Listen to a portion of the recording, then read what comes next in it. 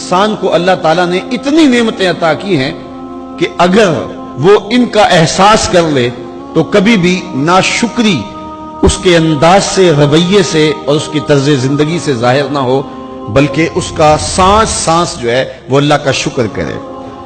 میں کئی دفعہ یہ بات بتا چکا ہوں، میرا ایک ملنے والا ہے، پیر بھائی ہے، تو اس کو مسئلہ کیا ہے کہ یہ جو منہ میں لعاب آتا ہے اس کی مقدار کم ہے۔ تو بنیادی طور پہ وہ لیکچرار ہے، تو اس نے روز جو ہے وہ طلباء کو لیکچر دینا ہوتا ہے، تو 15 منٹ نہیں بول پاتا کہ منہ خشک ہو جاتا ہے۔ اب ہم نے کبھی اس کو نعمت سمجھا؟ یہ جو منہ میں لعاب آتا ہے، ہم کہتے ہیں کہ یہ ایک مصیبت ہے، تھوکتے رہتے ہیں، لیکن اگر اس کی مقدار کم ہو تو زندگی اوکھی ہو جائے۔ یہ نظام انہضام پہ بھی اثر انداز ہوتا ہے، اور پھر اس کی بینائی بھی کمزور ہو گئی، ایک آنکھ کی بینائی تو بالکل ختم ہو گئی۔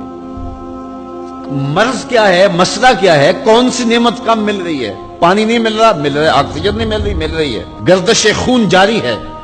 کمی کیا ہوئی؟ کبھی سوچا بھی نہیں ہم نے۔ لعاب کی مقدار ضرورت سے کم ہے تو زندگی مشکل ہو گئی۔ انسان یہ لعاب جس کی اہمیت تیری نظر میں کوئی نہیں، یہ کم ہو تو پھر زندگی عذاب بن جائے۔ تو اللہ نے جو تجھے نعمتیں دی ہیں اگر وہ نہ ہوں تو پھر بتا زندگی کیسے گزرے۔ تو انسان کو اتنی نعمتیں دی ہیں اللہ نے، اتنا کچھ عطا کیا ہے۔ اوناسس نامی دنیا کا امیر ترین شخص تھا، اس کی آنکھوں کے پپوٹے کام کرنا چھوڑ گئے۔ یہ آٹومیٹک سسٹم رب نے لگایا ہوا ہے، ادھر سے تنکا اڑا، ادھر آنکھ بند ہو گئی۔ اب ڈاکٹر سلوشن ٹیپ لگا کے اس کی آنکھ کھولتا تھا، اور جب سوتا تھا تو ٹیپ لگا کے بند کر دیتا تھا۔ کسی نے اس سے پوچھا کہ زندگی کی سب سے بڑی آرزو؟ کہا کاش اپنی آنکھیں اپنی مرضی سے کھول سکوں۔ کہا اس کے لیے کوئی قیمت پیسے دینے پڑے تو کتنے دے گا؟ کہا ساری دولت لگا دوں گا۔ کبھی ہمیں یہ احساس ہوا؟ بہت سارے لوگوں کو آج پتا چلا ہوگا یہ بھی ایک سسٹم ہے، ایسا ہے، رب نے قدرتی لگایا ہوا ہے، اس پر کوئی بل نہیں کبھی آیا۔ آپ 3 مہینے بل نہ دے تو وابڈا والے میٹر کاٹ دیتے ہیں کہ نہیں؟ بجلی کاٹ دیتے ہیں، سوئی گیس والے کنیکشن کاٹ دیتے ہیں، لیکن ساری زندگی رب کو سجدہ نہ کرو۔ اس نے کبھی سورج کو نہیں کہا کہ اس نافرمان کے گھر تیری روشنی نہیں جانی چاہیے۔ اس نے کبھی چاند کو نہیں کہا کہ تیری چاندنی اس کے آنگن میں نہیں جانی چاہیے۔ جس طرح با یزید کے گھر میں سورج کی کرنیں جاتی ہیں، اس نافرمان کے گھر میں بھی ایسے ہی جاتی ہیں۔ تو انسان کو اللہ نے بڑا کچھ دیا، لیکن یہ اس کے باوجود ناسپاس ہے، ناشکر گزار ہے۔ تو کہا اس کے لیے کوئی اس کو خارج سے دلیلیں نہیں چاہیے۔ انسان اگر اپنے پہ غور کرے تو انسان کے اندر ہی سب کچھ ہے۔ میں کہاں کھڑا ہوں مجھے پتا ہے، آپ کہاں کھڑے ہیں آپ کو پتا ہے۔ آج وقت ہے اپنا رب سے جوڑ لیں۔ اس کی رحمتوں کے دروازے کھلے ہوئے، اس کی کرم نوازیوں کا می برس رہا ہے۔ وہ ایک فقیر تھا، وہ بازار میں کھڑا رو رہا تھا۔ کسی نے رک کے پوچھا، کہا بابا کیوں رو رہے ہو، کیا ہوا ہے تمہیں؟ کسی نے مارا ہے، تنگ کیا ہے، بھوک کی شدت ہے، کیا ماجرا ہے؟ کہا نہ بابا یہ میرے مسئلے نہیں ہیں۔ کہا پھر کیوں کھڑے ہو؟ وہ مجذوب تھا، کہنے لگا میرا پروگرام بنا کے بندوں کی اور رب کی صلح کروا دو۔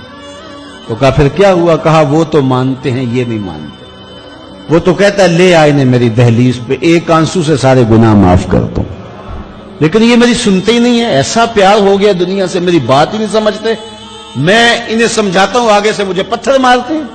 میں ان کی خیر کے لیے ان کو کہانی سنا رہا ہوں، میاں یہ دنیا عارضی ہے، لیکن یہ مجھے گھول گھول کے دیکھتے ہیں۔ مجھے ان کی عقل پہ رونا آ رہا ہے۔ وہ کہتا ہے لے آ میری چوکھٹ پہ، ابھی معاف کر دوں گا، ایک آنسو سے سارے گناہ دھو ڈالوں گا، سمندر کی جھاگ کے برابر بھی گناہ ہیں تو مٹا ڈالوں گا، لیکن یہ سمجھتے نہیں ہیں۔ خیر وہ چلا گیا، اگلے دن گیا تو قبرستان کے قریب سے گزرا تو وہ فقیر وہاں کھڑا رو رہا، وہ پھر رو گیا۔ کہا بابا عجیب کہانی ہے تیری، بازاروں میں بھی روتا ہے اور قبرستانوں میں بھی روتا ہے، آج کیا مسئلہ ہے؟ کہا آج بھی میرا کل والا ہی مسئلہ ہے۔ کہا آج کیا مسئلہ ہے؟ کہا آج میں ادھر آیا تھا کہ ان کی اور رب کی صلح کروا دوں۔ تو کہا آج پھر کیا بنا؟ کہا آج یہ مانتے ہیں وہ نہیں مانتا۔ تو قبل اس سے کہ وہ وقت آئے کہ پھر وہ نہ مانے، آج لے ان کی پناہ، آج مدد مانگ ان سے، کل قیامت کو نہ مانیں گے اگر مان گیا۔ تو یہ تھوڑا وقت ہے زندگی کا، اس زندگی کو غنیمت سمجھیں